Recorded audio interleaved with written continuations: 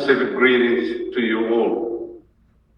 Despite this chilly Glasgow evening, the presence of many familiar faces from our home region brings us all a sense of warmth, especially as we remember our shared purpose and journey here today and over the next week. The climate-ocean nexus and the health of the ocean is so critical to life on this blue planet. It is critical to our future not only as a Pacific people, but indeed all of humankind. The alarm bells have been sounded. Now the hard work must begin. And the onus now lies with all of us to ensure that these are not mere political statements, but realized plans that will guide our next steps.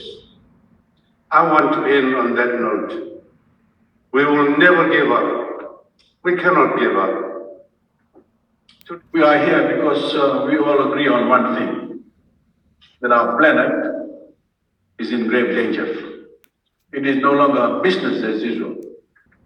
Every word, as pronounced by our leaders tonight, carries the voices of our people, our children, our plight, and our fight to save our people and our home from this crisis.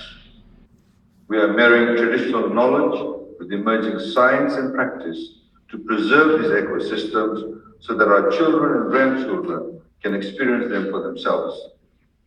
Our challenges are great. While we know that well-managed reefs are more resilient reefs, there is no substitute for cutting emissions. That is why it is critically important that we keep the 1.5 degree alive in Glasgow. So to sum it up, our Pacific vision is a blue Pacific Ocean that produces renewable energy rather than pays for the consequences of carbon-based power.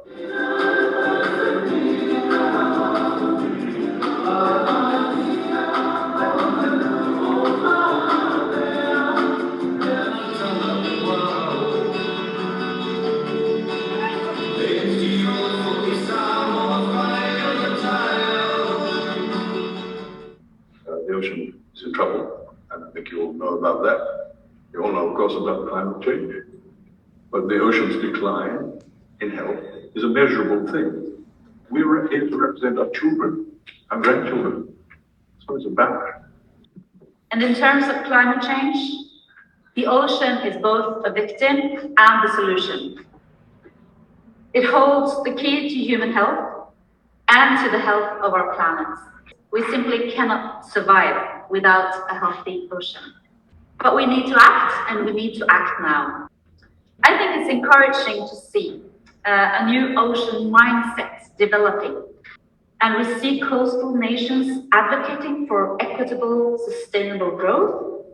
We see civil society and the youth highlighting the ocean's decline and vigorously endorsing action.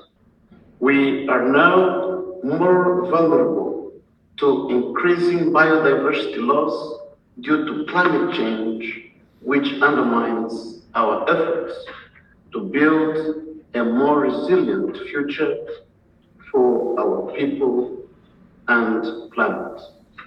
My daughter at one stage wanted to be a marine biologist, but I think it was secretly because she hoped she would turn into a mermaid.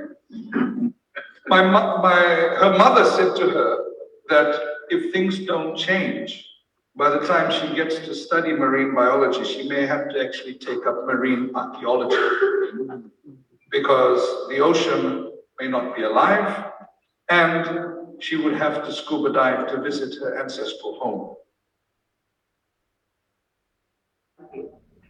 We all know what is at stake at this COP and why it is so important.